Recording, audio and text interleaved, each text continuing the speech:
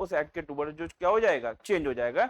तो हम लोग वहां पर इसको स्टडी करेंगे, ठीक है। अच्छा भाई, तो अब यहाँ पर हमें ऑप्टिकल आइसोमरेज समझनी है। ये मैंने तुम्हें बताया है कि इसको हम लोग क्यों पढ़ रहे हैं। रीजन क्या है बेटा, न्यूक्लियोफिलिक सब्स्टिट्यूशन रिएक्शन के बाद में हमारा जो मॉलिक्यूल होता है उसके लाइट के टुवर्ड्स उसका बिहेवियर क्या होता है बेटा, चेंज। क्यों हो जाता है, क्योंकि उसमें जो हमारा सेंट्रल कार्बन है उसके अराउंड में जुड़ने वाले एटम और ग्रुप ऑफ एटम होते हैं, उनका अरेंजमेंट क्या हो जाएगा, डिफरेंट हो जाएगा।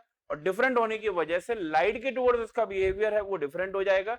और फिर हम लोग वहां से पढ़ेंगे बेटा एक ये important phenomena, that is optical isomerism, ठीक है। अच्छा भाई, अब बेटा देखो ये हमें समझना है तो उसके लिए कुछ एक इंपॉर्टेंट हमें क्या कहते हैं डेफिनेशन समझनी होगी। उसमें पहला है बेटा हमारा प्लेन पोलराइज लाइट, फिर ऑप्टिकल एक्टिविटी, देन उसके बाद में molecular asymmetry, chirality, cause of optical activity, optical isomerism, enantiomers, diastereomers, meso compound, racemic mixture, DL mixture और रेसमाइजेशन, रिटेंशन, इन्वर्जन। बहुत इंपॉर्टेंट है, इससे क्वेश्चन बनता है बेटा, ठीक है।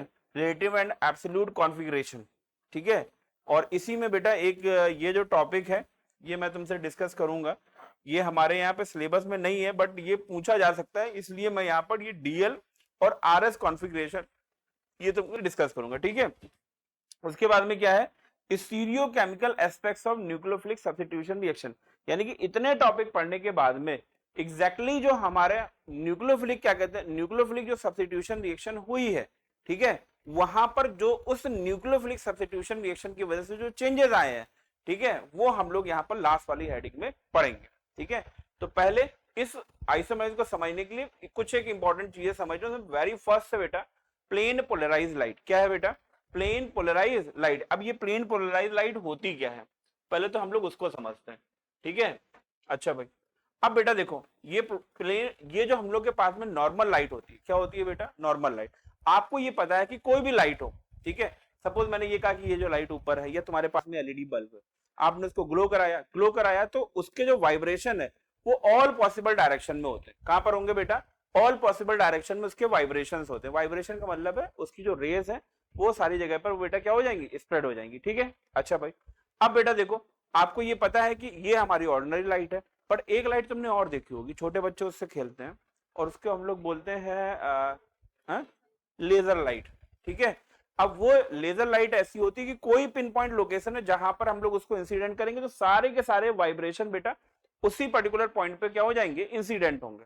बच्चे उसमें बड़े मजे लेते हैं, ठीक है कि नहीं, ठीक है। कभी वो कोई लिविंग ऑब्जेक्ट के ऊपर डालेंगे, किसी नॉन लिविंग ऑब्जेक्ट के ऊपर डालेंगे तो उसके वाइब्रेशन है वो एक ही प्लेन पे होते हैं, वो लेजर लाइट होगी, ठीक है। उसको हम लोग क्या बोल रहे हैं बेटा, लेजर लाइट। एग्जैक्टली बेटा उसी जैसी जो लाइट होगी उसको हम लोग बोलते हैं बेटा प्लेन पोलराइज लाइट। क्या बोलेंगे बेटा, प्लेन पोलराइज लाइट, यानी कि कोई भी एक ऐसा लाइट सोर्स जिससे निकलने वाले वाइब्रेशन किसी एक पर्टिकुलर एक्सेस पे बेटा क्या करेंगे, मूव करेंगे, उसको हम लोग बोलते हैं प्लेन पोलराइज लाइट। अब ये कैसे बेटा क्या कहते हैं डेवलप होगी वो मैं तुम्हें समझाता हूं। देखो ये हमारे पास में unpolarised light source, unpolarised light source का मतलब नॉर्मल तुम्हारा ये लाइट सोर्स है, कोई भी हो सकता है, एलईडी बल्ब, तुम्हारा ये रॉड हो गया या किसी भी टाइप का हो गया, कोई भी हमारे पास में लाइट सोर्स है। आप यहां पर देख पा रहे हो इसके ये क्या जो वाइब्रेशन होंगे वो ऑल पॉसिबल प्लेन में होंगे। फिर हम लोग उसको क्या करेंगे, निकोल प्रिंस से पास कराएंगे। कहां से पास कराएंगे बेटा, निकोल प्रिंस से। इसको हम लोग क्या, निकोल प्रिंस के अंदर ये बेटा एबिलिटी होती है कि जो इसके वाइब्रेशन होंगे, सपोज मैंने ये कहा अभी के लिए मान ले रहा हूं कि इसके वाइब्रेशन एक्स पे भी है, वाई पे भी है और जेड पे भी है, ठीक है कि नहीं। अब इसने क्या किया, ये जैसे ही इस लाइट सोर्स को हम लोग निकोल प्रिंस से पास कराएंगे और इस एक्सिस को मैं क्या ले रहा हूं, एक्स ले रहा हूं, वाई ले रहा हूं, जेड ले रहा हूं, बताओ क्या ले रहा है, बोलो भाई, एक्स ले रहे हैं, क्या ले रहे हैं, एक्स ले रहे हैं। तो वाई एक्सिस पे जो वाइब्रेशन है उसको और जेड एक्सिस पे जो वाइब्रेशन है उनको बेटा क्या कर लेगा, एब्जॉर्ब कर लेगा। क्या कर लेगा बेटा, एब्जॉर्ब कर लेगा। और सिर्फ बेटा एक्स वाई जेड में जो एक्स डायरेक्शन में या एक्स एक्सिस पर होने वाले जो क्या कहते हैं वाइब्रेशन है उनको बेटा क्या करेगा, पास कर देगा। समझ में आ रहा है कि नहीं आ रहा, ठीक है। तो जैसे मान लो ये मैंने बोला है कि ये प्लेन है और ये बेटा हमारे वाइब्रेशन है, तो अब ऐसे ही करके ये बेटा लाइट क्या करेगी, मूव करेगी, सिर्फ और सिर्फ एक्स एक्सिस पे होगा, वाई और जेड या किसी और दूसरी एक्सिस पे नहीं होगा। समझ में आ रहा है कि नहीं आ रहा है। यानी कि यहां से चलने वाली जो हमारी नॉर्मल लाइट है वो बेटा निकोल प्रिंस से जब बेटा पास होगी तो उसके वाइब्रेशन सिर्फ एक ही प्लेन पे होंगे, वो कोई भी प्लेन हो सकता है, एक्स हो सकता है, वाई हो सकता है, जेड हो सकता है। हमने यहाँ पर कंसीडर क्या किया है, ये एक्स एक्सिस पर है, सारे के सारे वाइब्रेशन एक्स पे है, बाकी किसी भी एक्सिस पे नहीं है। तो बेटा इस लाइट को हम लोग बोलते हैं प्लेन पोलराइज लाइट। क्या बोलेंगे बेटा? Plane polarise light. समझ में आ रहा है कि नहीं आ रहा? अब जब ये प्लेन पोलराइज लाइट है, इसको हम लोग क्या है, स्पेसिफिक ऑर्गेनिक कंपाउंड से पास कराएंगे। अब मैंने स्पेसिफिक क्यों बोला, अभी मैं तुम्हें बता देता हूं। जैसे ही हम लोग इस स्पेसिफिक ऑर्गेनिक कंपाउंड से पास कराएंगे, तो ये जो ऑर्गेनिक कंपाउंड है, इसके अंदर कुछ ऐसी एबिलिटी होती है जिसकी वजह से इसका प्लेन, मैंने क्या बोला बेटा, इसका प्लेन, जैसे मैंने ये बोला ये प्लेन है और ये बेटा इसके वाइब्रेशन है, ठीक है। पेन दे दो मेरे को। अच्छा भाई, ये है, ये इसका प्लेन है और ये बेटा क्या है बेटा, वाइब्रेशन है। तो होगा क्या कि जो ये हमारे पास में लाइट रे है, ठीक है, ये ऐसे ही मूव करेगा, पर इसका प्लेन जो है वो इस तरीके से मूव कर जाएगा।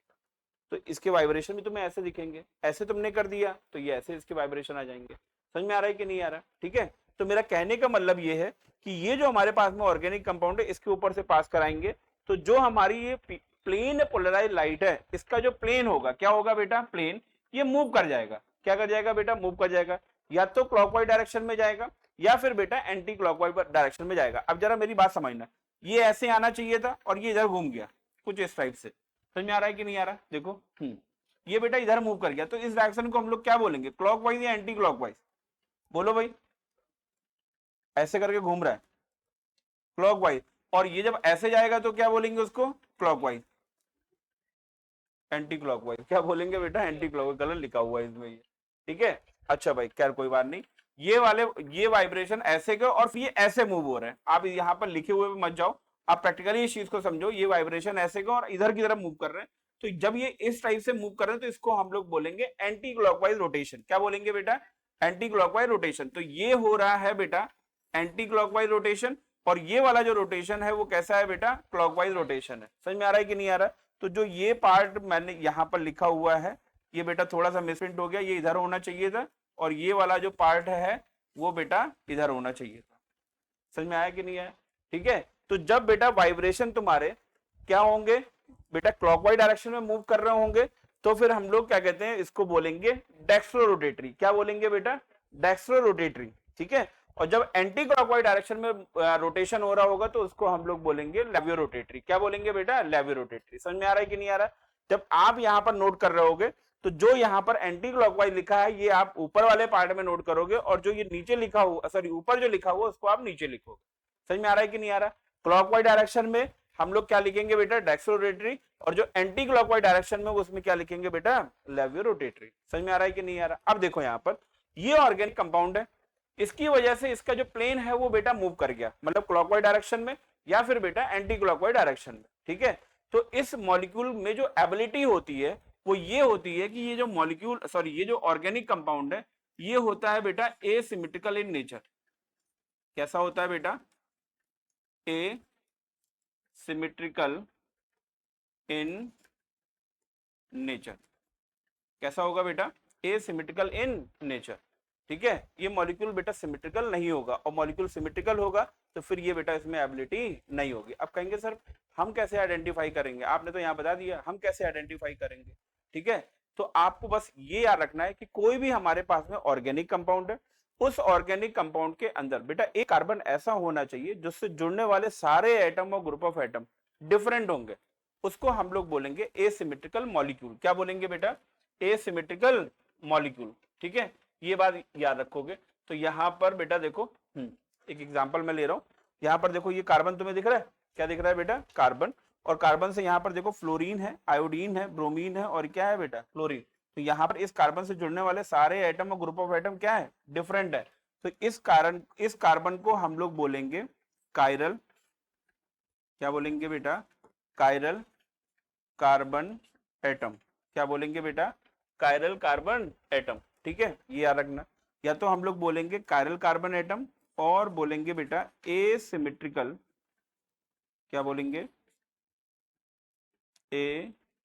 एसिमेट्रिकल कार्बन एटम, और इस पूरे मॉलिक्यूल को बोलेंगे एसिमेट्रिकल मॉलिक्यूल। क्या बोलेंगे बेटा, एसिमेट्रिकल मॉलिक्यूल, ठीक है। बोलो भाई बात समझ में आ गया कि नहीं आ गया?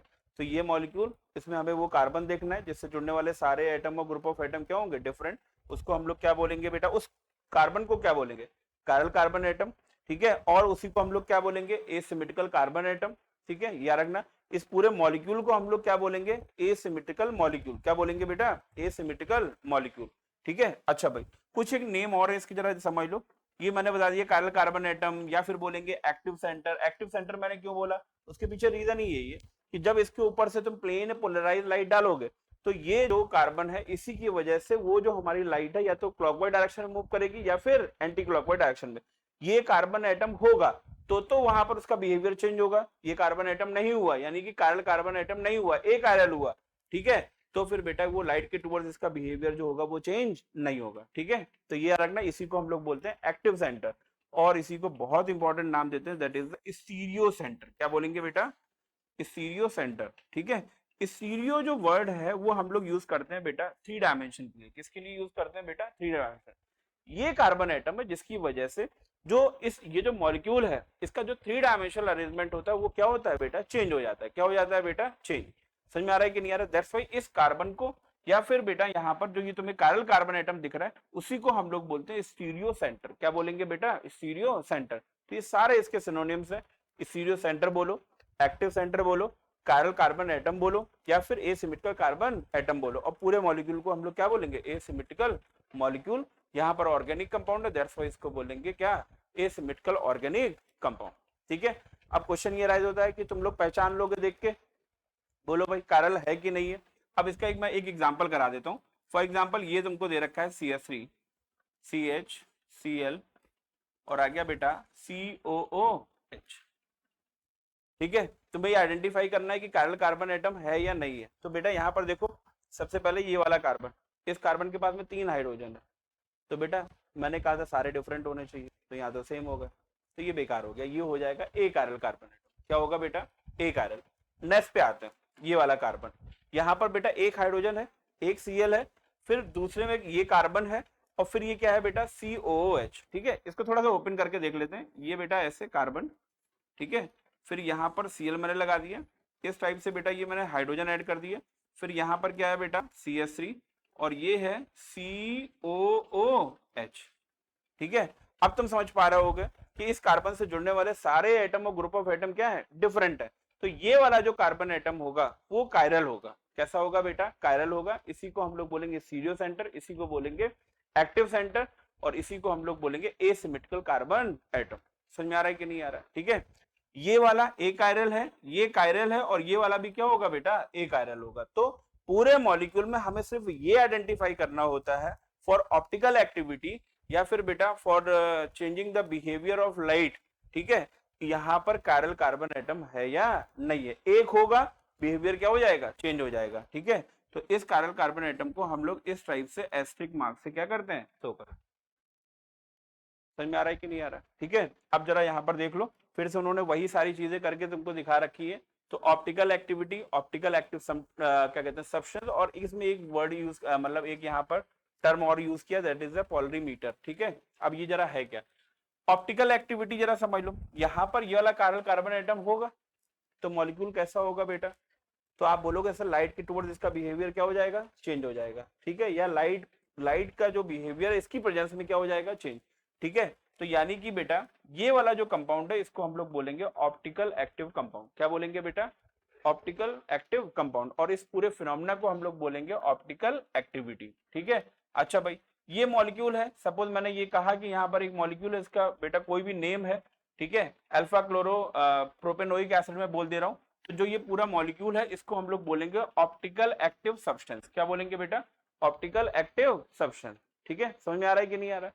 अच्छा भाई, अब बेटा देखो एक बात बता दो, आपको ये पता है कि प्लेन पोलराइज लाइट जब आप इसके ऊपर इंसिडेंट करो तो ये लाइट को क्या करेगा, रोटेट करा देगा, या तो क्लॉकवाइज में घुमाएगा या फिर एंटी क्लॉकवाइज में घुमाएगा। अब कितना रोटेशन करा रहा है, मतलब कितना रोटेट करा रहा है, 20 डिग्री, 30 डिग्री, 40 डिग्री, 50 डिग्री, या कोई और एंगल है। ठीक है, तो उस एंगल ऑफ रोटेशन को मेजर करने के लिए हम लोग एक डिवाइस यूज करते हैं, उसको हम लोग बोलते हैं बेटा पोलरीमीटर। क्या बोलेंगे बेटा, पोलरीमीटर। जैसे तुम लोगों ने अभी फिजिक्स में पढ़ोगे कि जो हमारा पोटेंशियल है, कोई भी हमारे पास में सर्किट है, उनमें पोटेंशियल जो जितना भी बेटा फ्लो हो रहा है या करंट फ्लो हो रहा है, तो उसको हमें मेजर करना है। तो करंट मेजर करना है तो हम लोग अमीटर यूज करते हैं, और बेटा यदि हमें वोल्टेज मतलब मेजर करना है तो हम लोग वोल्ट मीटर यूज करते हैं। ठीक इसी तरीके से जब कभी भी प्लेन पोलराइज लाइट बेटा इस ऑप्टिकली एक्टिव कंपाउंड के ऊपर इंसिडेंट होगी तो ये बेटा जो रोटेशन होगा कुछ ना कुछ होगा, या तो क्लॉकवाइज या फिर एंटी क्लॉकवाइज, ठीक है कि नहीं। तो वो कितना रोटेशन हुआ है, एंगल ऑफ रोटेशन कौन मेजर करेगा बेटा, पोलरीमीटर। ठीक है, अब यहां पर बेटा देखो दो टाइप की रीडिंग आएगी, कितने टाइप की आएगी, टू टाइप की रीडिंग आएगी। पहला बेटा क्लॉकवाइज डायरेक्शन में मूव करेगा तो वहां पर जो रीडिंग आएगी वो हमेशा पॉजिटिव में होगी, किस में होगी बेटा, पॉजिटिव में। और एंटी क्लॉकवाइज डायरेक्शन में जब आएगा तो हम लोग वहां पर जो रीडिंग लेंगे वो निगेटिव में होगा, क्या होगा बेटा, निगेटिव में। फॉर एग्जाम्पल यहाँ पे आते हैं, थोड़ा सा पीछे आ जाते हैं, ये वाला कंपाउंड है, ठीक है, ये वाला देखो, ये वाला कंपाउंड है और एंटी क्लॉकवाइज बेटा मूव कर रहा है, क्या कर रहा है बेटा, एंटी क्लॉकवाइज मूव कर रहा है। मैंने पोलरीमीटर रखा और उसने ये बेटा यहाँ पर एक रीडिंग दे दी, क्या रीडिंग दे दी, और वो रीडिंग आई है बेटा निगेटिव का, ये है बेटा निगेटिव का 20 डिग्री ऐसे करके दे रखा है, ठीक है। अब यहाँ पर बेटा देखो ऐसे है, मैं तुम्हें पहले बता दे रहा हूँ, जैसे वोल्ट मीटर वगैरह तुम देखोगे तो वहां पे निडल बिल्कुल मिड में रहती है, समझ में आ रहा है कि नहीं आ रहा है, ठीक है। अब वो इधर भी जा सकती है इधर भी जा सकती है, इधर जा रहा है तो वोल्टेज जो होगा वो पॉजिटिव में होता है, ठीक है कि नहीं, और इधर जाएगा तो वोल्टेज क्या होगा बेटा, निगेटिव में होगा, यहाँ पे सर्किट वगैरह में कोई दिक्कत होगी। ऐसे ही बेटा यहाँ पर कि पोलरीमीटर जब होगा वो रीडिंग लेगा, तो जब वो रीडिंग लेने के बाद में उसकी निडल बेटा इधर आ रही है निगेटिव साइड में, क्योंकि इधर जितने हैं वैल्यूज वो सब पॉजिटिव में, इधर जो वैल्यूज है वो किस में होंगी बेटा, निगेटिव में होंगी। तो अब की बार जो निडल है वो बेटा इधर की तरफ घूम गई और कितना आया बेटा, -20 डिग्री, ठीक है, ऐसे करके आ गया -20 डिग्री। तो ये नेगेटिव का साइन ही बताता है कि जो लाइट के टुवर्ड्स उसका बिहेवियर है वो एंटी क्लॉकवाइज है। आपको लाइट वहां पे दिखेगी नहीं कि वो क्लॉकवाइज घूम रही है एंटी क्लॉकवाइज, वो जो रीडिंग आती है वहां से ये चीजें क्लियर होती है कि जो लाइट के टुवर्ड्स बिहेवियर इस कंपाउंड का वो कैसा है। तो निगेटिव रीडिंग आएगी, मींस वो जो प्लेन पोलराइज लाइट मैंने उसके ऊपर इंसिडेंट की है, ठीक है, उसकी वजह से वो बेटा एंटी क्लॉकवाइज मतलब डायरेक्शन में क्या कर रहा है, रोटेट कर रहा है। और यही रीडिंग बेटा कुछ ऐसे आ जाती है, पॉजिटिव में आ गई। सपोज मैंने ये कहा कि ये आ गया प्लस का 25 डिग्री, कितना आ गया, प्लस का 25 डिग्री। तो प्लस साइन का क्या मतलब है कि अब जो हमारा प्लेन पोलराइज लाइट है जैसे ही इस कंपाउंड के कांटेक्ट में आया तो उसने घुमा दिया कहां पर बेटा, क्लॉकवाइज डायरेक्शन में। आपको दिखेगा नहीं, कभी आपको नहीं दिखेगा कि ये रोटेट मतलब जो मतलब रोटेशन हो रहा है वो क्लॉकवाइज है या एंटी क्लॉकवाइज है। बस ये रीडिंग से ही हम लोग आसानी से आइडेंटिफाई कर लेते हैं कि हमारा जो मॉलिक्यूल है वो लाइट के टुवर्ड्स उसका बिहेवियर कैसे चेंज हो रहा है, ठीक है, याद रखना। अच्छा भाई, इसीलिए बेटा एक बात मैं तुम्हें बता दे रहा हूँ कि यहाँ पर जब कभी भी हम लोग डेक्सोरोटेटरी के लिए हम लोग यहाँ पर सिंबल यूज करते हैं बेटा स्मॉल डी, क्या यूज करेंगे बेटा, स्मॉल डी। और लेवी रोटेटरी के लिए हम लोग यूज करते हैं बेटा एल, ठीक है। इसी के साथ में बेटा ये याद रखोगे, डी के साथ में हम लोग पॉजिटिव भी यूज करते हैं, क्या यूज करेंगे बेटा, पॉजिटिव। वो पॉजिटिव हम लोग इसीलिए यूज करते हैं कि पोलरीमीटर में जो रीडिंग होती है वो किसमें आती है, पॉजिटिव में। और एल के लिए हम लोग क्या यूज करेंगे, निगेटिव, क्या यूज करेंगे बेटा, निगेटिव, ठीक है, याद रखना। अच्छा भाई, अब बेटा देखो तो यहाँ पर जरा एक मिनट देखते हैं, हमने प्लेन पोलराइज लाइट समझ ली, हम लोगों ने optical activity, optical active substance और पोलरीमीटर समझ लिया, ठीक है। और अब हम लोग बेटा यहाँ पर मूव करते हैं, नेक्स्ट हमारा जो कॉन्सेप्ट है that is a molecular asymmetry, chirality and cause of optical activity. बेटा डायरेक्टली एंड डायरेक्टली तुम लोगों ने इस चीज को समझ लिया। एक बात बता दो, कोई भी हमारे पास में कंपाउंड है वो ऑप्टिकल एक्टिविटी क्यों शो करेगा, तो आप बोलोगे सर एक ही रीजन है कि उसके पास में कायरल कार्बन एटम होगा, क्या होगा बेटा, कायरल कार्बन एटम होगा। और कायरल कार्बन एटम का मतलब क्या होगा कि वो मॉलिक्यूल कैसा होगा, एसिमेट्रिकल होगा, कैसा होगा बेटा, एसिमेट्रिकल। समझ में आ रहा है कि नहीं आ रहा है, ठीक है। अब यहां पर थोड़ा सा बेटा देखो, कायरलिटी के लिए इंपॉर्टेंट है क्या, कायरलिटी के लिए इंपॉर्टेंट है मॉलिक्यूल का एसिमेट्रिकल होना, ठीक है। और मॉलिक्यूल एसिमेट्रिकल कब होगा, जब उसके पास में कायरल कार्बन एटम होगा, ठीक है, याद रखना। तो कायरलिटी हो गया और कॉज ऑफ ऑप्टिकल एक्टिविटी भी हमने समझ लिया कि कोई भी मॉलिक्यूल है वो ऑप्टिकल एक्टिविटी क्यों शो करता है। थोड़ा सा यहां पर समझते हैं कि मॉलिक्यूलर एसिमेट्री क्या होती है, ठीक है। अच्छा भाई देखो, ये बेटा मेरे पास में एक ऑब्जेक्ट है, ध्यान समझना, ये नोटबुक है, अच्छा भाई, ठीक है। इमेजिनरी में इसको कट करता हूं ऐसे, तो इसका बेटा राइट हाफ जो होगा वो इसके लेफ्ट हाफ के जस्ट सिमिलर होगा कि नहीं होगा। इसको हम लोग बोलेंगे प्लेन ऑफ सिमेट्री, क्या बोलेंगे बेटा, प्लेन ऑफ सिमेट्री। समझ में आ रहा है कि नहीं आ रहा? ठीक है, अच्छा भाई अब बेटा देखो, सपोज मैंने क्या किया, मैंने इसके मिड से एक होल किया और यहां से बेटा मैं इसको क्या कर रहा हूं, इस तरीके से रोटेट करा रहा हूं। समझ में आया कि नहीं आया? ठीक है, अब यहां पर जरा देखो, ये डिस्टेंस, ये डिस्टेंस, ये डिस्टेंस और ये वाली डिस्टेंस सारी सेम होंगी कि नहीं होंगी? सारी सेम होंगी कि नहीं होगी? इसको बोलते हैं रेडियली सिमेट्री। क्या बोलेंगे बेटा? Radial symmetry. रेडियल सिमेट्री क्यों मैं बोल रहा हूँ? क्योंकि जब हम लोग सेंटर से यहां तक का जो डिस्टेंस ले रहे हैं वो ऑलमोस्ट क्या है बेटा? सेम है, इसलिए बेटा क्या है? Radial symmetry. समझ में आ रहा है कि नहीं आ रहा? ठीक है, आप इसको ऐसे कर ले, फिर इसको इमेजिनरी कट करें। क्या करें बेटा? इमेजिनरी कट करें, तो ये लेफ्ट हाफ और राइट हाफ का क्या हो जाएगा बेटा? सेम होगा। तो ये मॉलिक्यूल भी कैसा होगा बेटा? प्लेन ऑफ सिमेट्री होगी। क्या होगी बेटा? Plane of symmetry. ठीक है, अच्छा भाई अब जरा यहां पर देखो, हाँ इधर जैसे मान लो मेरे पास में ये एक ऑब्जेक्ट है, ऐसे करके दे रखा है, ठीक है, हाँ स्क्वायर ले लो तो सही हो जाएगा। ठीक, हाँ हमें मालूम है। देखो ये हमारे पास में कोई एक मॉलिक्यूल है, यह ऑब्जेक्ट है, ठीक है कि नहीं? अब यहाँ पर क्या कोई इसके पास में ऐसा पार्ट है जिसको मैं कहीं से भी इसको इमेजिनरी कर दूं, यहां से हो या यहां से हो, तो क्या ये मॉलिक्यूल सिमेट्रिकल होगा? ये बेटा मॉलिक्यूल सिमेट्रिकल नहीं होगा। तो आप हमेशा याद रखना, जब कभी भी हमारे पास में कोई ऐसा मॉलिक्यूल होगा जो सिमेट्रिकल होगा, क्या होगा बेटा? सिमेट्रिकल, वो कभी भी ऑप्टिकल आइसोमेरिज्म शो नहीं करेगा। ठीक है, ऑप्टिकल आइसोमेरिज्म के शो करने के लिए बेटा हमेशा याद रखना, molecule must be in asymmetrical in nature. समझ में आ रहा है कि नहीं आ रहा? एसिमेट्रिकल होगा तभी बेटा वो शो करेगा। ठीक है, तो थोड़ा सा ये मैंने सिमेट्री की तुम लोगों को एक्सप्लेन करने की कोशिश की, ये मॉलिक्यूलर सिमेट्री हो, एसिमेट्रिकल नेचर हो गया। ठीक है, अच्छा भाई उसके बाद में हम लोग बात करते हैं बेटा ऑप्टिकल आइसोमेरिज्म। क्या है बेटा? Optical isomerism. ठीक है, अच्छा भाई ये वाला मॉलिक्यूल देखो, ठीक है, और ये वाला जो मॉलिक्यूल है वो ये है, ठीक है, CH3 CH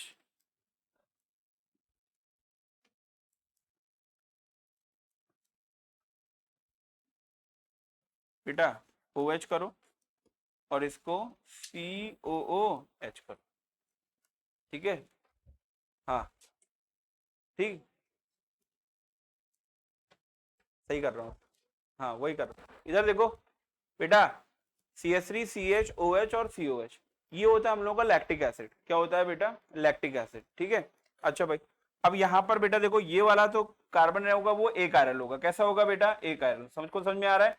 ये वाला जो कार्बन होगा वो आयरल हो सकता है, जब हम लोग एक बार स्ट्रक्चर ओपन करेंगे तो वहां पे मिल जाएगा। और ये वाला कार्बन है वो तो बेटा वैसे भी तुम्हारा एक आयरल होगा क्योंकि डबल बॉन्ड बना रहा है। ठीक है कि नहीं? अच्छा भाई इधर देखो, अब सुन लो बेटा, यहाँ पर ये वाला मॉलिक्यूल है, इसको मैं एक्सप्लेन करने की कोशिश कर रहा हूँ। आप यहाँ पर ये क्या कर लो, ये वाला जो है तुमको देखो, ये CH3 है, CH है और उसके बाद में OH भी है। ठीक है, तो मैं क्या कर रहा हूँ, मैं इधर ड्रॉ कर लेता हूँ। ठीक है, इसको मैं हटा देता हूँ। ठीक है, इधर देखो ये कार्बन, ठीक है, ये हाइड्रोजन,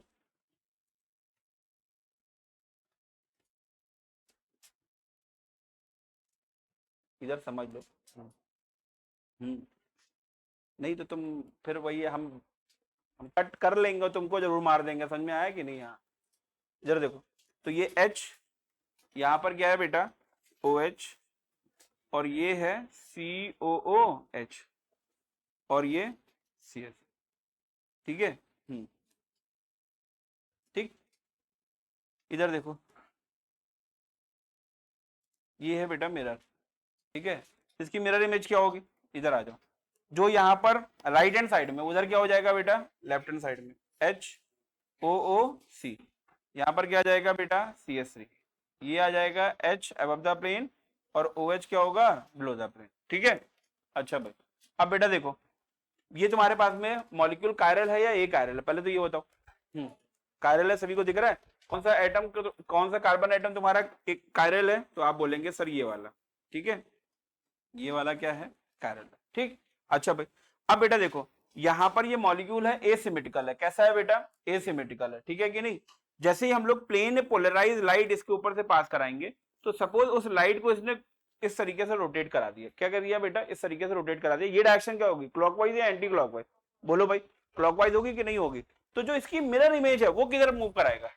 एंटी क्लॉकवाइज डायरेक्शन में। किधर कराएगा बेटा? एंटी क्लॉकवाइज डायरेक्शन में। अच्छा एक बात बता दो, ये हमारा कंपाउंड, इसने प्लेन पोलराइज लाइट का जो प्लेन है उसको मूव करा दिया, मतलब रोटेट करा दिया क्लॉकवाइज डायरेक्शन में। तो इसको हम लोग क्या बोल रहे थे अभी थोड़ी देर पहले, डेक्स्ट्रोरोटेटरी या लेविरोटेटरी। तो आपका होगा बेटा डेक्स्ट्रो। तो डेक्स्ट्रो के लिए हम लोग क्या यूज करेंगे बेटा, डी। और बेटा यहाँ पर साइन क्या लेंगे बेटा, पॉजिटिव। ठीक है, अच्छा भाई, इसने मूव कराया है किधर बेटा, एंटी क्लॉकवाइज, तो ये हो जाएगा एल। इसके लिए हम लोग क्या करेंगे बेटा, निगेटिव साइन लेंगे। ठीक है, और ये जो दोनों मॉलिक्यूल तुम्हें दिख रहे हैं, इसमें बेटा number of carbon atom, oxygen और हाइड्रोजन एटम क्या होंगे बेटा, सेम। तो बेटा यहाँ पर क्या है, ये जो मॉलिक्यूल हमें दिख रहा है, ठीक है, इसका इसका स्ट्रक्चर फॉर्मूला, इसका मॉलिक्यूलर फॉर्मूला, सब कुछ क्या है बेटा सेम, बट इसका लाइट के टुवर्ड्स बिहेवियर क्या है, डिफरेंट है। ठीक है, तो इन दोनों को हम लोग बोलेंगे ऑप्टिकल आइसोमर। क्या बोलेंगे बेटा, ऑप्टिकल आइसोमर। और बेटा जो ये फिनोमिना होगा उसको हम लोग बोलते हैं ऑप्टिकल आइसोमेर। क्या बोलेंगे बेटा, ऑप्टिकल आइसोमेर। ठीक है, ये याद रखोगे। तो यहां पर लिख लेंगे आइसोमर, और ये हो जाएगा एल आइसोमर। ठीक है, याद रखोगे। क्लियर है कि नहीं, ठीक, बोलो भाई। तो ये हमारा हो गया बेटा dextrorotatory, लेवियोरोटेटरी, optical isomer, optical आइसोमेर।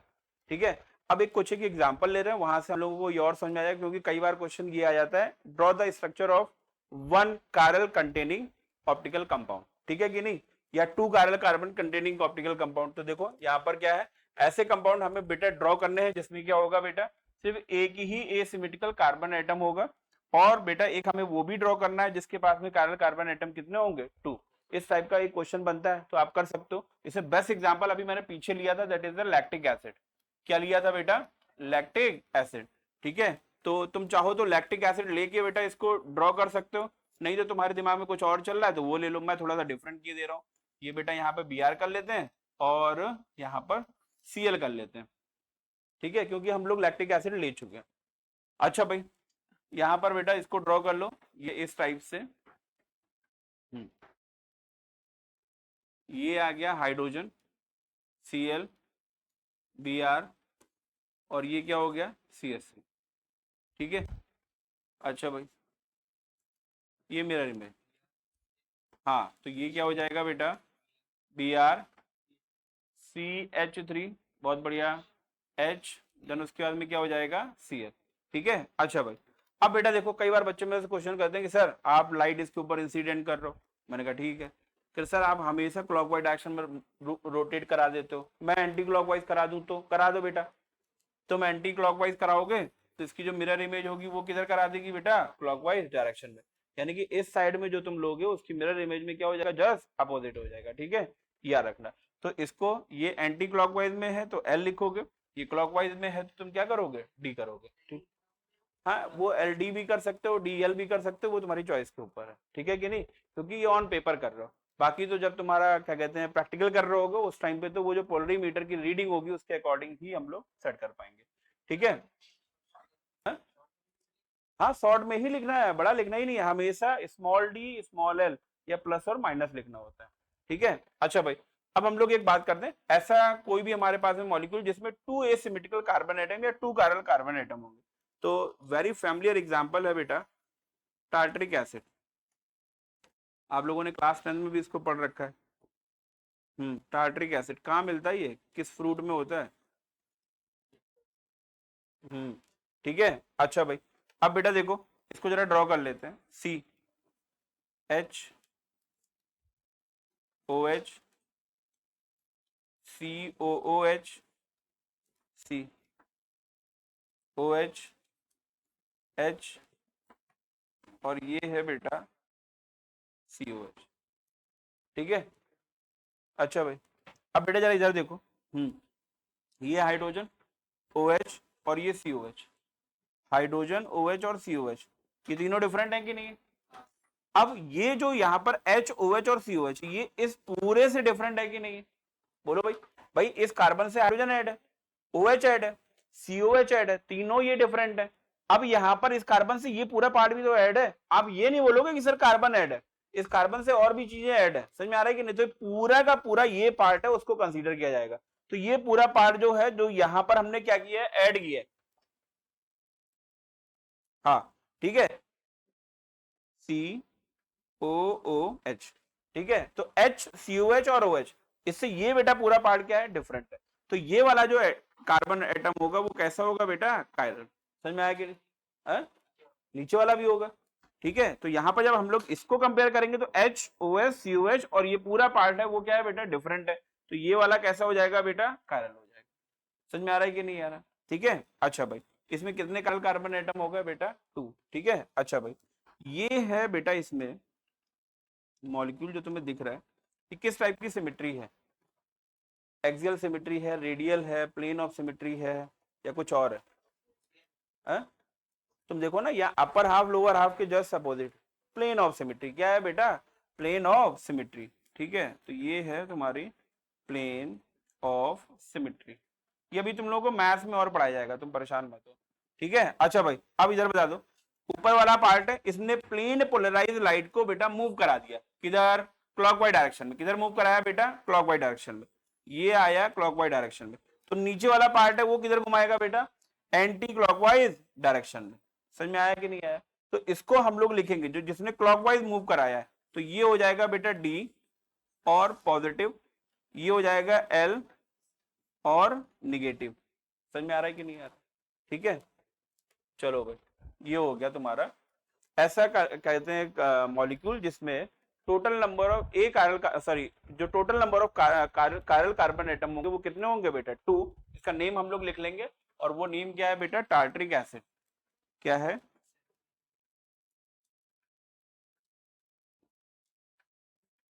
Tartaric acid. Note कर लो इसको, ठीक है बेटा। रैसमिक मिक्सचर और डीएल मिक्सचर और रेसमाइजेशन, देखो अब इसका मीनिंग है क्या।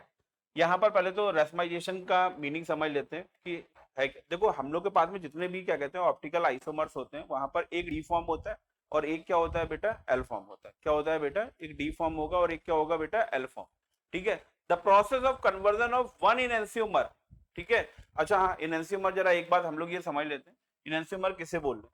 ये बेटा जो तुम्हें कंपाउंड दिख रहा है, ये एक दूसरे की नॉन सुपर इम्पोजेबल इमेज होंगे कि नहीं होंगे। यदि मैं इसको फर्स्ट कंपाउंड बोलूं, इसको मैं सेकंड कंपाउंड बोलूंगी, तो इनको, इन दोनों को हम लोग आपस में बोलेंगे इनएंसियोमर्स। क्या बोलेंगे बेटा, इनएंसियोमर्स। समझ में आ रहा है? तो ऑप्टिकल आइसोमर्स बोल लो या फिर बोलेंगे इसको इनएंसियोमर्स। बस ये याद रखना कि इनएंसियोमर्स की जब भी डेफिनेशन दोगे तो वहां पर नॉन सुपर इम्पोजेबल जो तुम्हारे पास में कीवर्ड है उसको जरूर तुम ऐड करोगे, ठीक है, याद रखो। अच्छा भाई, तो ये एक्चुअल में मेरे को ये यहाँ पे डिस्कस करना था, बट मैंने अभी इसको यहाँ पे डिस्कस नहीं किया, ठीक है। अब बेटा देखो, रैसमिक मिक्सचर और डीएल मिक्सचर और रेसमाइजेशन, ये है क्या, ठीक है बेटा। द प्रोसेस ऑफ, देखो रैसमिक मिक्सचर और डीएल मिक्सचर, इन दोनों का मीनिंग सेम है, ठीक है। अब तुमको यहाँ पर ये समझ में भी आ रहा होगा, रैसमिक तुम्हारे लिए नया वर्ड हो सकता है, पर डीएल तुम्हारे लिए नया वर्ड नहीं है, ठीक है। कोई भी ऐसा मॉलिक्यूल जिसमें बेटा 50% डी फॉर्म हो, 50% एल फॉर्म होगा, ठीक है, उसके मिक्सचर को हम लोग क्या बोलेंगे, डीएल मिक्सचर। क्या बोलेंगे बेटा, डीएल मिक्सचर। कहेंगे सर इसका मतलब ये हुआ कि जो आपने हम लोगों को अभी ये वाला एग्जांपल दिया था, ये हमारा डीएल मिक्सचर है। क्या है बेटा, डीएल मिक्सचर है। डीएल मिक्सचर का मतलब क्या है, इसमें बेटा डी जितना है उतना ही क्या है बेटा, एल है। दोनों में बेटा कॉन्सेंट्रेशन क्या है, हमारी सेम है, मतलब 50% डी है और 50% क्या है बेटा, एल है। तो इसका जो हमारा एक्वा सोल्यूशन होगा उसको हम लोग बोलेंगे बेटा डीएल मिक्सचर, या फिर बोलेंगे बेटा रैसमिक मिक्सचर। क्या बोलेंगे बेटा, रैसमिक मिक्सचर। अब जाके हम लोग जरा अपनी ईयरली डेफिनेशन देखते हैं, वहां पर हमें समझ में आ जाएगा, ठीक है। देखो, the a mixture of equal amount of two enantiomers is called racemic mixture or racemic modification. A racemic mixture is always optically inactive. बोलो भैया, ये बात समझ में आ रही कि नहीं आ रही है? जो हमारा racemic mixture होगा वो ऑलवेज कैसा होगा, ऑप्टिकली इनएक्टिव, क्योंकि उसमें जितना डी होगा उतना ही क्या होगा, एल फॉर्म होगा। Because the rotation caused by the molecule of one enantiomer exactly cancelled by equal and opposite effect of a plane polarized light of other. समझ में आ रहा है कि नहीं आ रहा? ये ठीक वैसे ही है, ये थोड़ी साइंटिफिक लैंग्वेज है। आप ये समझ लो, जो मैंने पिछला एग्जांपल कराया था कि ऊपर वाला पार्ट जिसको क्लॉकवाइज डायरेक्शन रोटेट करा रहा है, तो सेम टाइम पे नीचे वाला जो पार्ट होगा उसको एंटी क्लॉकवाइज डायरेक्शन में क्या करा देगा, मूव करा देगा। तो नेट रोटेशन क्या हो जाएगा बेटा, 0। तो डी भी है, एल भी है, और वो मॉलिक्यूल कैसा है बेटा, ऑप्टिकली इनएक्टिव है, ठीक है कि नहीं। तो दैट्स व्हाई इसको हम लोग बोलेंगे डीएल मिक्सचर, या फिर बोलेंगे बेटा रैसमिक मिक्सचर। क्या बोलेंगे बेटा, रैसमिक मिक्सचर। अब जरा मेरी एक बात समझ, ठीक है बेटा, रोटेशन हो रहा है फिर भी हमारा मॉलिक्यूल कैसा है, ऑप्टिकली इनएक्टिव है। कैसा है बेटा, ऑप्टिकली इनएक्टिव है। ठीक है, अच्छा भाई, अब तुमको ये पता है कि जितने हमारे कंपाउंड होंगे उनमें प्लस यानी कि डी फॉर्म होता है, और क्या होता है बेटा, एल फॉर्म यानी कि निगेटिव फॉर्म भी होता है। समझ में आ रहा है कि नहीं आ रहा? ठीक है, अब कोई भी एक ऐसा प्रोसेस जिसमें एक एनहांसियोमर्स को उसके रेसिव मिक्सचर में हम लोग क्या करेंगे बेटा, कन्वर्ट करेंगे। अब रेसिव मिक्सचर में कैसे कन्वर्ट करेंगे, अब जरा मेरी बात समझना।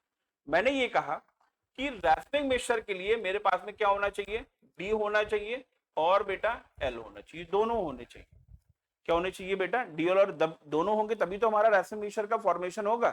बोलो भाई, है कि नहीं है? अब यहां पर क्या है, मेरे पास एक ऐसा कंपाउंड है जिसमें डी फॉर्म है और दूसरा वाला भी डी फॉर्म है।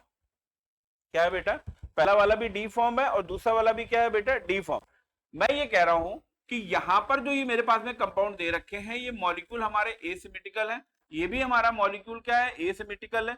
यहां पर ये दोनों ऑप्टिकली एक्टिव है, पर यहां पर ऑप्टिकल एक्टिव है, यहां पर भी ऑप्टिकल एक्टिव है, बट नेट रोटेशन क्या है बेटा, जीरो है। क्या है बेटा, नेट रोटेशन जीरो है।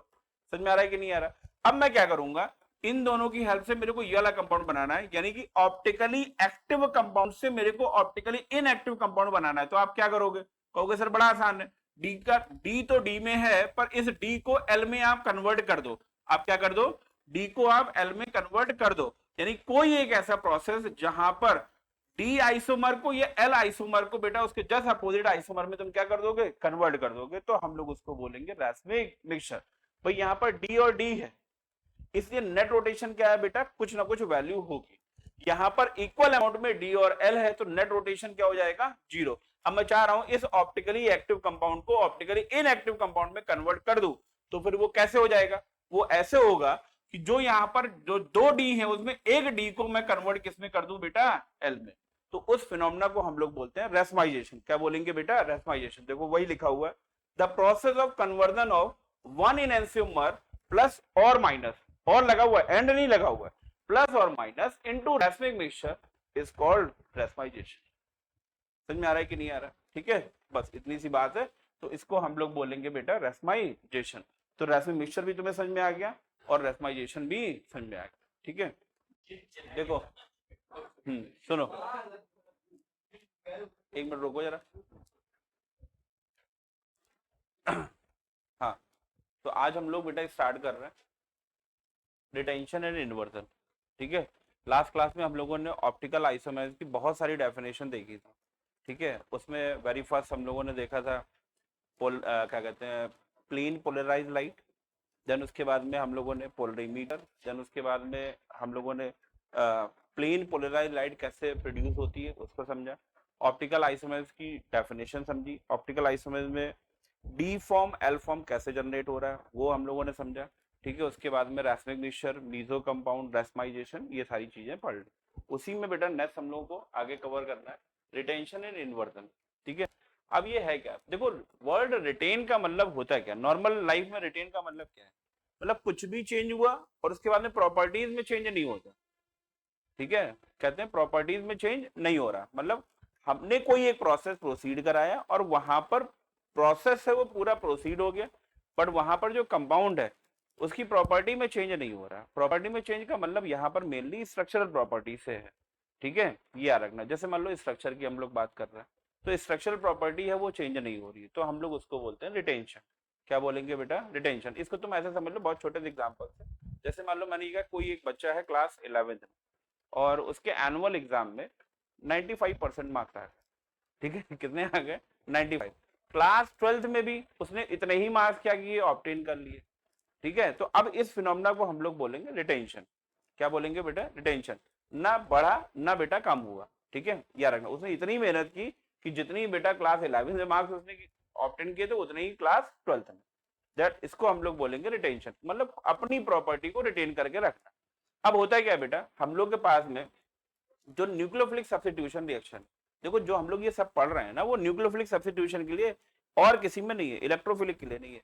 तो न्यूक्लियोफिलिक सब्स्टिट्यूशन रिएक्शन हुई, एक तुम्हारा न्यूक्लियोफाइल आएगा स्ट्रॉन्ग न्यूक्लियोफाइल, वो वीक न्यूक्लियोफाइल को क्या कर रहा है, डिस्प्लेस कर रहा है, और डिस्प्लेस करने के बाद में जो हमारा मॉलिक्यूल है उसकी प्रॉपर्टी में कोई चेंजमेंट नहीं हो रहा, खासतौर से स्ट्रक्चरल प्रॉपर्टी में, ठीक है, क्योंकि फंक्शनल ग्रुप तो चेंज हो जाएगा, ठीक है। अच्छा भाई, तो अब वहां पर देखो जब कोई चेंजमेंट नहीं हो रहा है तो हम लोग उसको बोलेंगे रिटेंशन। क्या बोलेंगे बेटा? रिटेंशन, ठीक है। अब इसको तुम लोग ऐसे समझते हैं, यहाँ पर तुम्हें अभी एग्जाम्पल भी याद आ जाएगा।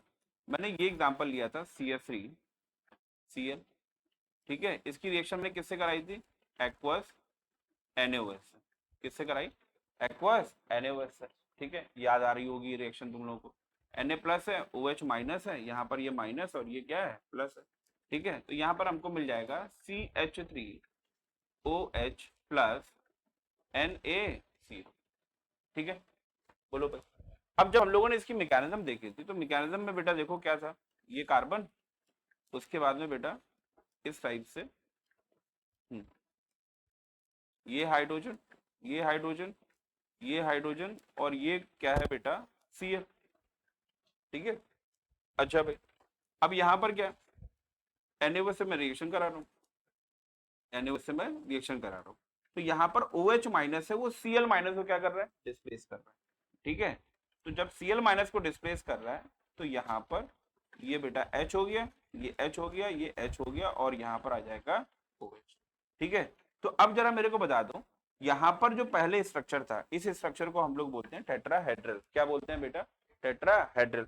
NaOH से जब हम लोगों ने रिएक्शन कराई तो OH माइनस है, उसने Cl माइनस को क्या कर दिया? डिस्प्लेस कर दिया। तो डिस्प्लेस करने के बाद में OH है, पहली बात तो वो राइट हैंड साइड में आया, Cl भी पहले राइट हैंड साइड में था, OH भी तुम्हारा राइट हैंड साइड में आया। स्ट्रक्चर पहले तुम्हारा टेट्राहेड्रल है, बाद में भी क्या है? टेट्राहेड्रल। समझ में आ रहा है कि नहीं आ रहा? तो जो यहाँ पर स्ट्रक्चरल प्रॉपर्टी थी, सेम बेटा वही प्रॉपर्टी कहां पर है? यहाँ पर, ठीक है, प्रोडक्ट साइड में। दैट्स व्हाई इस फिनोमेना को हम लोग बोलेंगे बेटा रिटेंशन। क्या बोलेंगे बेटा? रिटेंशन। समझ में आ रहा है कि नहीं आ रहा? कुछ ऐसा हो जाता कि ये Cl हटता, OH यहाँ पर आता, बट OH यहाँ पर राइट हैंड साइड ना आके कहां पर आके होता बेटा? लेफ्ट हैंड साइड में, तब हम लोग उसको बोलते हैं बेटा इनवर्जन। क्या बोलेंगे? इनवर्जन। समझ में आ रहा है कि नहीं आ रहा? ठीक है, ये बात याद रखोगे। तो रिटेंशन का मतलब क्या है? जो अरेंजमेंट पहले था एटम और आयंस का, वही बेटा क्या होगा? बाद में होगा प्रोडक्ट साइड में। इनवर्जन में क्या हो जाएगा? जस्ट अपोजिट हो जाएगा, ठीक है। हाँ, तो जैसे मान लो उधर राइट हैंड साइड में है तो वो आफ्टर फॉर्मेशन ऑफ प्रोडक्ट, जो हमारा प्रोडक्ट होगा उसमें न्यूक्लियोफाइल जो होगा वो क्या होगा? जस्ट अपोजिट डायरेक्शन, ठीक है। अच्छा भाई, तो अब यहाँ पर बेटा वन बाय वन सारे पॉइंट समझ लेते हैं। Retention of configuration refers to the reaction in which spatial arrangement. Spatial arrangement का मतलब वही मैं बोला था ना, 3 डायमेंशनल प्रॉपर्टी, यानी कि बेटा स्ट्रक्चरल प्रॉपर्टी, ठीक है। स्पेशल अरेंजमेंट ऑफ एटम और group of atom around the chiral carbon atom. Chiral carbon atom, ठीक है। याद आ रहा होगा तुम लोगों को कायरल कार्बन एटम, मैंने लास्ट क्लास में बताया भी था कि कोई भी ऐसा कार्बन एटम जिससे जुड़ने वाले सारे एटम और ग्रुप ऑफ एटम क्या होंगे? डिफरेंट होंगे, ठीक है। आप ऐसे देख लो, ये यहाँ पर OH हो गया, ये Cl, यहाँ पर हाइड्रोजन, और ये क्या है? Br। तो ये वाला जो कार्बन एटम होगा इसको हम लोग बोलते हैं कायरल कार्बन एटम, ठीक है। अच्छा भाई, remains the same after the reaction, ठीक है। आई होप ये बात तुमको समझ में आ गई होगी कि जब हम लोगों ने पूरा का पूरा यहाँ पर क्या कर रहा है? NSR कर लिया। NSR करने के बाद में जो स्पेशल अरेंजमेंट है एटम और ग्रुप ऑफ एटम का, ठीक है, आफ्टर रिएक्शन क्या होगा बेटा? Remains same after the reaction. That's why हम लोग उसको क्या बोलते हैं? रिटेंशन, ठीक है। अब यहाँ पर देखो, the configuration of the molecule does not change. Configuration जो होगा मॉलिक्यूल का वो नहीं चेंज होगा, स्ट्रक्चरल कॉन्फ़िगरेशन, ठीक है। The substituent keep their original orientation, ठीक है। यही बात मैं तुमको यहाँ पर समझा रहा था, ठीक है, कि जो हमारे पास में एटम और ग्रुप ऑफ एटम है उसका जो स्ट्रक्चर है या फिर बेटा ओरिएंटेशन। ओरिएंटेशन का मतलब है जो एलिमेंट बेटा रिएक्टेंट साइड में एक्स वाई जेड पे होगा, प्रोडक्ट साइड में भी वो कहां पर होगा? एक्स वाई और जेड पे। यानी कि जो ओरिएंटेशन पहले है वही ओरिएंटेशन क्या होगा? बाद में, ठीक है, याद रखना। तो जो चीजें तुमने यहाँ पर पढ़ी उसका जस्ट अपोजिट तुम कर दोगे तो वो क्या हो जाएगा? हमारा इनवर्जन, ठीक है। तो इनवर्जन पॉइंट ऑफ व्यू से बस इसी रिएक्शन को ले लेता हूं, मैं तुम्हें एक्सप्लेन भी किए दे रहा हूँ यहाँ पर इस टाइप से। H, ठीक है, ये बेटा Cl, यहाँ पर ये C2H5, और इसको कर दे रहा हूँ CH3, ठीक है। तो यहाँ पर ये क्लियर हो गया कि ये हमारा कायरल कार्बन एटम होगा। उसके बाद में एक्वस एल्कली सॉल्यूशन से हम रिएक्शन करा देते हैं, ठीक है। तो Na प्लस OH माइनस, ठीक है। बोलो भाई, समझ में आया कि नहीं है?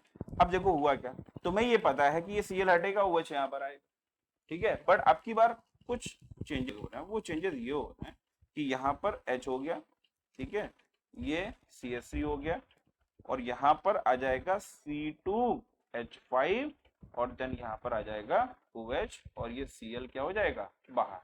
Cl बाहर का मतलब है Na प्लस और Cl माइनस हो जाएगा। क्या हो जाएगा बेटा,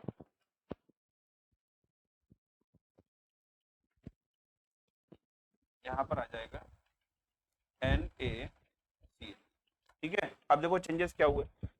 सबसे पहले तो ये न्यूक्लियोफिलिक सब्स्टिट्यूशन हो रहा है, OH माइनस है वो Cl माइनस को क्या कर रहा है, डिस्प्लेस कर रहा है। Cl यहाँ पर कहाँ पर है, लेफ्ट हैंड साइड में, ठीक है। जब OH माइनस ने इसको डिस्प्लेस किया तो वो खुद किधर चला गया बेटा, right hand side. That's why इसको हम लोग बोलेंगे इन्वर्जन।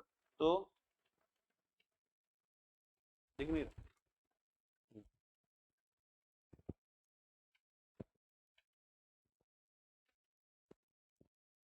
देखो, तो यहाँ पर ये वाला तुम्हारा मॉलिक्यूल है, ये वाला मॉलिक्यूल है, इसमें ये हाइड्रोजन CH3 C2H5 Cl, और तुम्हें मालूम है इस कार्बन से जुड़ने वाले जितने भी एटम और ग्रुप ऑफ एटम वो सारे क्या है, डिफरेंट है, इसलिए हम लोग इसको बोलेंगे कायरल कार्बन एटम।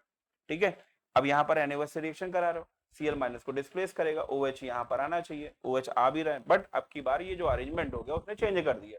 जो हमारा Cl यहाँ पर लेफ्ट हैंड साइड में था, यदि यहाँ पर OH लेफ्ट हैंड साइड में आया था तो it is the example of retention. But यहाँ पर क्या हो रहा है, Cl जहां पर है उसके जस्ट अपोजिट डायरेक्शन में क्या हो रहा है, OH आ रहा है, दैट्स व्हाई इसको हम लोग बोलेंगे इन्वर्जन। ठीक है, यार नोट कर लो इसको।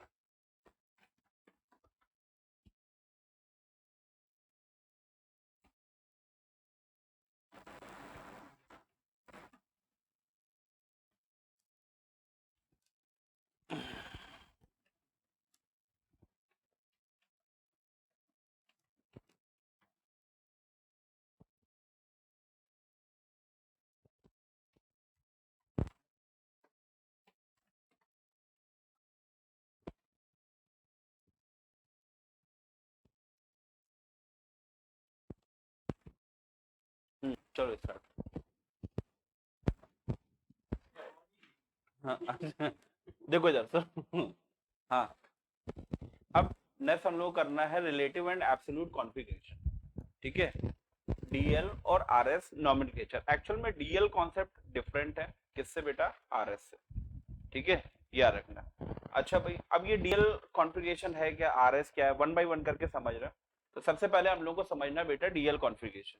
क्या समझना बेटा, डीएल कॉन्फ़िगरेशन। यहाँ देखो, जैसे इससे पहले जो हम लोगों ने क्लास की है वहां पर स्मॉल डी और स्मॉल एल का मीनिंग होता था। स्मॉल डी का मीनिंग क्या था बेटा, डेक्सट्रोरोटेटरी। स्मॉल एल का मतलब क्या था बेटा, लैबियो रोटेटरी। यहाँ पर कैपिटल डी और कैपिटल एल का कोई मीनिंग नहीं होता, बस ये है मेथड ऑफ रिप्रेजेंटेशन। ठीक है, अब ये हम लोग यूज कब करेंगे ये हमारे लिए समझना जरूरी है। एक्चुअल में क्या है कि जब डीएल कॉन्फ़िगरेशन हम लोग करना होता है या डीएल नॉमेनक्लेचर करना होता है तो स्पेशली ये डिजाइन हम लोग करते हैं बायोमोलिक्यूल्स के लिए। किसके लिए करते हैं बेटा, बायोमोलिक्यूल। ठीक है कि नहीं। अच्छा भाई, वो यूनिट वहां पर आएगी, वहां पर हम तुम्हें समझाएंगे। उससे पहले यहाँ पर समझ लो कि जो ये डीएल कॉन्फ़िगरेशन है, ठीक है, उसके लिए हम लोग एक रेफरेंस मॉलिक्यूल लेते हैं या रेफरेंस कंपाउंड लेंगे, दैट इज द ग्लिसरॉल्डिहाइड। क्या लेते हैं बेटा, ग्लिसरॉल्डिहाइड। ये उसका फॉर्मूला है ग्लिसरॉल्डिहाइड का, CHO CHOS CH2OH। ठीक है, कंडेंस फॉर्म में लिखना है तो ये हो जाएगा तुम्हारा CHO। ठीक है, फिर हो जाएगा बेटा CHOH। ठीक है, क्या हो जाएगा CH, हाँ CHOH, और ये हो जाएगा CH2OH। ये चीज समझ लो। इसका मैंने स्ट्रक्चर ओपन कर, तो ये हमारा क्या है, ग्लिसरॉल्डिहाइड है। क्या है बेटा, ग्लिसरॉल्डिहाइड। अब सुनना जरा यहाँ पर, ये मैंने स्ट्रक्चर ओपन जान किया, उसके पीछे रीजन, ठीक है। अब बेटा ये साइंस ये बोलती है कि OH और OH, ठीक है, क्या मैंने बोला, H और H नहीं बोला, मैंने बोला OH और OH सेम साइड पे होंगे। क्या होंगे बेटा, सेम साइड पे, ठीक है। और जब सेम साइड पे होंगे तो उस केस में हमेशा याद रखोगे ये हो जाएगा हमारा कैपिटल D आइसोमर। क्या हो जाएगा बेटा, कैपिटल D आइसोमर। वो किसी भी साइड में हो सकता है, राइट में भी हो सकता है और लेफ्ट में भी हो। कंपेयर तुम किससे करोगे बेटा, ग्लिसरॉल्डिहाइड से, ठीक है कि नहीं। तो यहाँ पर बेटा तुमने देखा कि यहाँ पर जो OH है वो सेम साइड पे, यानी कि राइट हैंड साइड में। सपोज यहाँ पर ये लेफ्ट हैंड में हो, तब भी हम लोग क्या बोलते हैं, डी आइसोमर, ठीक है कि नहीं। और जब तुम्हारा अपोजिट साइड में होगा, क्या होगा बेटा, अपोजिट साइड में, ये है तुम्हारा बेटा अपोजिट साइड, ये देखो, तो हम लोग इसको बोलेंगे एल आइसोमर। क्या बोलेंगे, एल आइसोमर। समझ में आ रहा है कि नहीं आ रहा, ठीक है। तो ग्लिसरॉल्डिहाइड की तरह कोई भी हमारे पास में कंपाउंड है, उसमें लास्ट के जो 2 कार्बन है उससे जुड़े, लास्ट के जो 2 कार्बन मतलब ये तुम्हारा CHO फर्स्ट पोजीशन, ये बेटा सेकंड पोजीशन, ये बेटा तुम्हारा थर्ड पोजीशन। तो लास्ट में जो 2 कार्बन है उसमें OH ग्रुप जो होंगे वो बेटा सेम साइड पे होंगे, तो डी आइसोमर। और जब अपोजिट साइड में होंगे तो हम लोग इसको क्या बोलेंगे, एल आइसोमर। इसको हम लोग बोलते हैं DL नॉमेनक्लेचर या फिर बोलेंगे DL कॉन्फ़िगरेशन, ठीक है, याद रखना। अब इसके लिए बेटा एक एग्जांपल जरा कर लेते हैं, ठीक है। एक मॉलिक्यूल है मेरे पास में ग्लूकोज, ठीक है, ग्लूकोज मॉलिक्यूल है, उसका फॉर्मूला होता है बेटा CHO CHOH होल 4 CH2OH, ये ग्लूकोज है हमारे पास, ठीक है। अभी समझ लो, फिर मैं नोट करने के लिए दे दूंगा, ये ग्लूकोज मॉलिक्यूल, ठीक। अच्छा भाई, अब बेटा देखो मैंने इसका स्ट्रक्चर ओपन किया, ये आ गया CH2, ठीक है, फिर C C C, हाँ 6 होंगे। देखो ये CHO का 1 और CHOH के 4 हो गए, और ये लास्ट में CH2 है। तो ओवरऑल ग्लूकोज में कितने होंगे बेटा, 6। तभी तो फॉर्मूला होता है C6H12O6, ठीक है। अच्छा भाई, अब उसके अंदर CHOH का बेटा मैं थोड़ा अरेंजमेंट कर लेता हूँ। यहाँ पर H हो गया, यहाँ पर OH हो गया, फिर ये H आ गया, फिर ये OH कर लिया। अच्छा भाई, फिर ये OH और फिर ये H, फिर यहाँ पर OH और ये हो गया बेटा H, और लास्ट में H हाइड्रोजन और ये फिर OH, ठीक है। अच्छा भाई, अब बेटा देखो first second third fourth fifth और 6, टोटल कार्बन कितने हो गए बेटा, 6। लास्ट वाले जरा 2 कार्बन देखो, ठीक है, दिख रहे हैं सभी को, ये 5th हो गया और ये 6 हो गया। उसमें OH कहां पर है, सेम साइड में या अपोजिट साइड में, सेम साइड में ना। तो हम लोग इसको बोलेंगे कैपिटल D ग्लूकोज। क्या बोलेंगे बेटा, कैपिटल D ग्लूकोज। ये होता है बेटा, समझ में आया कि नहीं आया। तो हमने ग्लिसरॉल्डिहाइड की हेल्प से ये जो हमारा ग्लूकोज है उसका नॉमेनक्लेचर या फिर कॉन्फ़िगरेशन क्या किया है, एक्सप्लेन किया। तो यहाँ पर ये OH लास्ट वाले देखने तुम्हें, लास्ट वाले OH जो है वो सेम साइड में है, वो किसी में भी हो सकते हैं। तो सेम साइड पे होंगे D, अपोजिट साइड में होंगे तो क्या हो जाएगा, L हो जाएगा।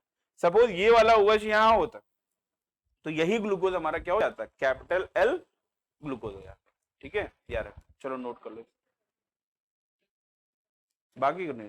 देखो जरा सुनो, तो जो D और L की मैंने तुम्हें डेफिनेशन बताई है अभी, ठीक है, वो यहाँ पर देखो, a compound is said to be D configuration when the OH group attached to the chiral carbon atom is lies on the right hand side। देखो यहाँ पर क्या दे रखा है बेटा, राइट हैंड साइड में, ठीक है। यहाँ पर देखो ये यहाँ पर OH ग्रुप कहाँ पर है बेटा, राइट हैंड साइड में। तो हम लोग क्या कॉन्फ़िगरेशन में क्या यूज करेंगे, D कॉन्फ़िगरेशन। समझ में आ रहा है कि नहीं आ रहा।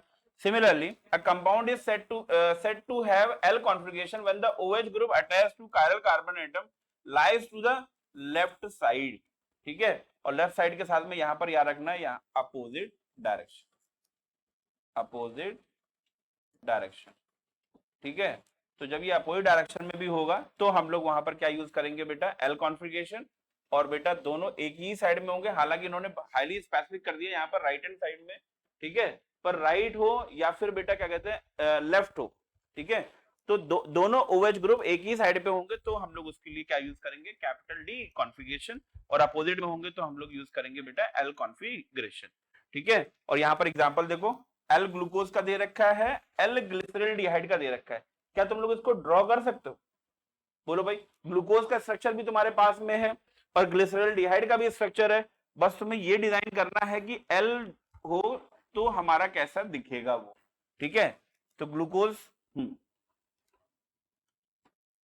हम लोग ड्रॉ कर रहे हैं एल ग्लूकोज, ये ड्रॉ करना आना चाहिए भाई, इसलिए बोल रहे हैं। सबसे पहले हम लोग क्या ले रहे हैं, CHO, फिर उसके बाद में 6 कार्बन हम लोग ड्रॉ कर लेंगे, मतलब इंक्लूडिंग CHO, ठीक है। 1 2 3 4 5 6, राइट। फिर उसके बाद में क्या करना है, एल करना है। तो एल के लिए हम लोग क्या करेंगे, बोलो भाई। इधर लास्ट के जो 2 है वो उनको हम लोग अपोजिट साइड में रखेंगे। तो यहां पर बेटा OH और ये आ जाएगा OH H, ठीक है। यहां पर भी क्या हो जाएगा H, ये बेटा H। पहला पहले यही कर लो, जब तुम लोग ये अरेंजमेंट पहले कर लोगे ना बाकी की दिक्कत नहीं होगी। अब कई बार बच्चे बोलते हैं कि सर H और OH में कैसे अरेंज करूं, तुम्हारा जहां पे मन हो, ठीक है। जैसे मान लो तुमने ये किया H, तो फिर यहाँ पर क्या जाएगा OH, फिर यहाँ पर OH, फिर ये आ जाएगा बेटा H, फिर ये इधर इधर OH कर लो और इधर H कर लो। बट ये एक वाइज एडवाइस मैं तुम लोगों को दे रहा हूँ। कोशिश ये करना है कि जो तुम्हारे OH ग्रुप है, ठीक है, ये बल्कि होते हैं इन कंपैरिजन टू कार्बन, तो इन्हें अपोजिट साइड में रखना। कोशिश ये करना है कि तुम्हें अपोजिट साइड में रखना। इन केस बेटा अब जैसे मान लो एल ग्लूकोज तुम्हें ड्रॉ करना है, तो यहाँ पे तो मजबूरी है मेरे को इनको अपोजिट साइड में रखना, तभी मैं एल कॉन्फिगरेट कर पाऊंगा, ठीक है। पर उसके बावजूद भी कोशिश ये करोगे कि जो अरेंजमेंट है उसमें OH ग्रुप को है वो सेम साइड में मत रखना, क्योंकि अब सेम साइड पे होगा तो वहां पर क्या होगा बेटा, स्टेरिक हिंड्रेंस होगा, तो मॉलिक्यूल जो होगा वो कैसा हो जाएगा, रिलेटिवली अनस्टेबल हो जाएगा, ठीक है। ये याद रखना। बट हमें यहाँ पर स्पेसिफिक उन्होंने कर दिया है कि एल हमें ड्रॉ ही करना है, तो एल ड्रॉ करना है, तो फिर हमारी मजबूरी है कि लास्ट वाला जो कार्बन है 5 और 6 वाला, ठीक है, उसमें हमें OH ग्रुप जो होगा वो कहां पर रखना होगा, अपोजिट डायरेक्शन, ठीक है। याद रखो। अच्छा भाई, नेक्स्ट है बेटा एल ग्लिसरॉल्डिहाइड, ड्रॉ कर लोगे एल ग्लिसरॉल्डिहाइड, बोलो भाई। एल ग्लिसरॉल्डिहाइड,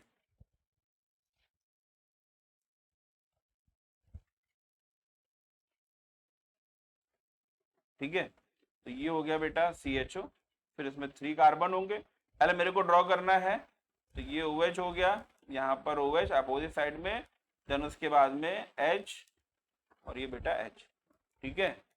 थोड़ा सा स्पेसिफिक शो करना है, तो ये तुम लोग कर लो,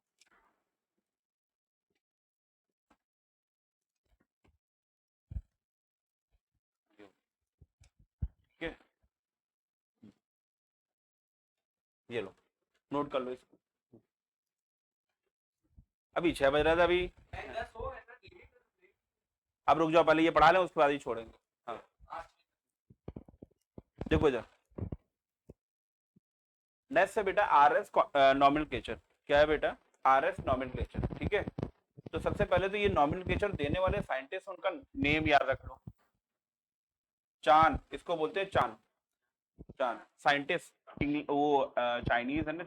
चान Ingold Prelog, Cahn Ingold Prelog, CIP system देखो आगे लिखा हुआ है, ठीक है। चान का C, इन गोल्ड का बेटा I, प्रीलॉग का बेटा P, ठीक है ये। अच्छा भाई, अब यहाँ पर RS का मतलब RS में जो R है वो रिप्रेजेंट करता है राइट, ठीक है। क्या रिप्रेजेंट करता है बेटा, राइट को, और S का मतलब है बेटा लेफ्ट, ठीक है। यानी कुछ ऐसे समझ लो कि जब हम लोग अपनी आईज को राइट हैंड डायरेक्शन में मतलब क्लॉकवाइज डायरेक्शन में मूव कराएंगे तो मतलब राइट हो गया। बोलो भाई, आप क्या करो, अपनी आईज को राइट हैंड डायरेक्शन में क्लॉकवाइज डायरेक्शन में तुम रोटेट कराओ, ठीक है। तो फिर उसको हम लोग यहाँ पर क्या बोलेंगे, राइट, ठीक है। और बेटा जस्ट अपोजिट डायरेक्शन में कराओगे, ठीक है, तो वहां पर क्या हो जाएगा बेटा, लेफ्ट, और उसके लिए उन्होंने क्या बोला है, एस। समझ में आ रहा है कि नहीं आ रहा है।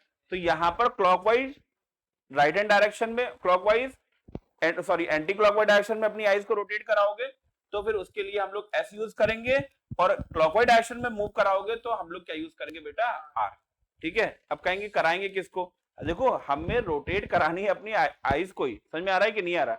अब यहाँ पर मैं एक एग्जांपल ले रहा हूँ, उसको जरा समझ लेते हैं। ये तुम्हारा CH3 CHOH, ये लैक्टिक एसिड, क्या है बेटा, लैक्टिक एसिड, ठीक है। हाँ रुक जाओ, बता रहे हैं ना अभी, ठीक है। तो यहाँ पर ये लैक्टिक एसिड है, और लैक्टिक एसिड के लिए बेटा हम लोग ये डिसाइड कर रहे हैं, ठीक है। तो लैक्टिक एसिड, इसको सबसे पहले यहाँ पर ये तुमको फॉर्मूला दे रखा है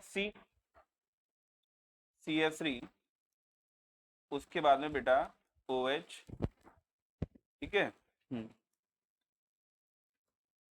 CHOH और COH, HCOOH। ठीक है, बोलो भाई। अरे एक मिनट मेरी बात सुन लो। हाँ, यहाँ पर बेटा देखो OH दे रखा है, COH दे रखा है, CH3 दे रखा है, हाइड्रोजन दे रखा है। ये है तुम्हारा लैक्टिक एसिड। और लैक्टिक एसिड में बेटा देखो कार्बन कितना है, 1 2 और 3।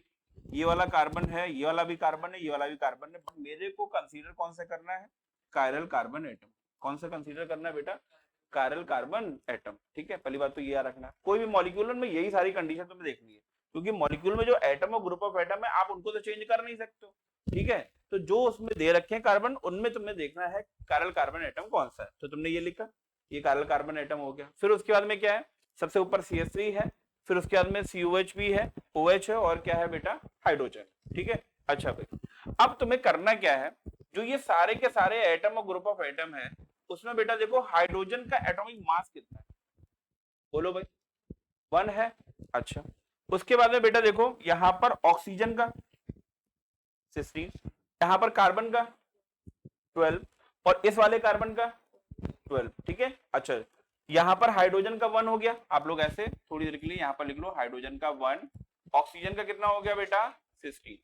ठीक है, यहां पर कार्बन का 12, और नीचे वाला कार्बन COH का भी कितना होगा बेटा, 12। बट इस कार्बन के साथ में हाइड्रोजन भी ऐड है।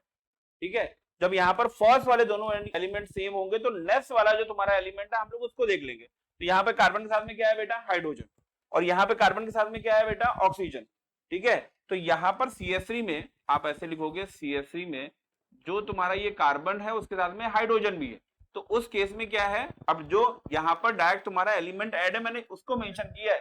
समझ में आ रहा है कि नहीं आ रहा है। तो कार्बन का बेटा एटॉमिक मास कितना हो गया तुम्हारा, 12, और हाइड्रोजन का कितना हो गया बेटा, 1। पर ऐसे हाइड्रोजन है कितने, 3। तो यहाँ पर लिखेंगे 12 + 3 = कितना आ गया, 15। समझ में आ रहा है कि नहीं आ रहा। फिर आ जाओ बेटा COOH, COOH। यहाँ पर बेटा देखो, जब स्ट्रक्चर आप देखोगे तो कार्बन, डबल बॉन्ड ऑक्सीजन, फिर ऑक्सीजन, फिर ये क्या है बेटा, हाइड्रोजन। तो सबसे पहले तो कार्बन हो गया, फिर उसके बाद में बेटा ऑक्सीजन 16, फिर भी क्या है बेटा, ऑक्सीजन 16। तो अब देख लो यहाँ पर कितना हुआ। ठीक है, हाइड्रोजन डायरेक्ट कार्बन से नहीं ऐड है। तो ये 32 + 12 कितना हो गया, 44। ठीक है, अच्छा भाई, अब बेटा जरा यहाँ पर देखो, सबसे पहले यहाँ पर ये तुम्हारा OH और ये H, यहाँ पर ये दोनों सेम है, तो इन दोनों में बड़ा कौन, किसकी प्रायोरिटी ज्यादा होगी, OH। तो देखो यहाँ पर प्रायोरिटी में जो OH दे रखा है उसमें समझ में आ गया कि नहीं आ गया। ठीक है, फिर बेटा देखो हाइड्रोजन का तो ये, अब यहाँ पर C और ये हाइड्रोजन, तो इनमें सबसे बड़ा कौन, दो, मतलब हाइड्रोजन कंपेरिजन में ये दोनों कैसे होंगे बेटा, इनकी प्रायोरिटी ज्यादा होगी। समझ में आया कि नहीं है। पर अब इन दोनों में मेरे को डिसाइड करना है कि इन दोनों में बेटा किसकी प्रायोरिटी देनी है। तो बेटा COH, क्यों, क्योंकि अभी हम लोगों ने समझ लिया। तो यहाँ पर OH हो गया, फिर बेटा COH हो गया, फिर क्या हो गया बेटा, CH3 होगा, और लास्ट में क्या आ जाएगा बेटा, H। समझ में आ रहा है कि नहीं आ रहा है। ठीक है, अच्छा भाई, अब बेटा एक बात बता दो मेरे को, यहाँ पर OH है, इसकी प्रायोरिटी सबसे ज्यादा, उसके बाद में क्या है बेटा, COH है।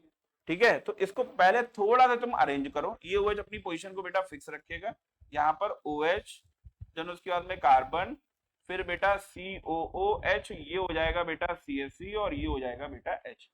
ठीक है, अब बेटा तुम क्या करोगे, प्रायोरिटी के अकॉर्डिंग बेटा मूव करना स्टार्ट करो। ये OH, फिर COH, और ये फिर CH3। जो तुम्हारी आईज है वो किधर मूव कर रही है, क्लॉकवाइज या एंटी क्लॉकवाइज। तो इसको हम लोग बोलेंगे R आइसोमर। क्या बोलेंगे बेटा, R आइसोमर। समझ में आ रहा है कि नहीं आ रहा। तो सबसे पहले हमें क्या करना है, मॉलिक्यूल कंसीडर करना है, मॉलिक्यूल में कायरल कार्बन एटम कंसीडर करना है। फिर जो मेरे पास में एटम और ग्रुप ऑफ एटम ऐड हैं उनको एटॉमिक मास के बेसिस पे हम लोग उनका पीरियोडिक ऑर्डर सेट करेंगे। ठीक है, और पीरियोडिक ऑर्डर सेट करने के बाद, ठीक है, तुम्हारी आईज बेटा क्लॉकवाइज डायरेक्शन में मूव कर रही है तो R कॉन्फिगरेशन, और एंटी क्लॉकवाइज डायरेक्शन में यानी लेफ्ट डायरेक्शन में जब मूव कर रही होंगी तो उसके लिए हम लोग क्या रिप्रेजेंट करेंगे, S कॉन्फिगरेशन। समझ में आ रहा है कि नहीं आ रहा। ठीक है, चलो इसको नोट कर लो।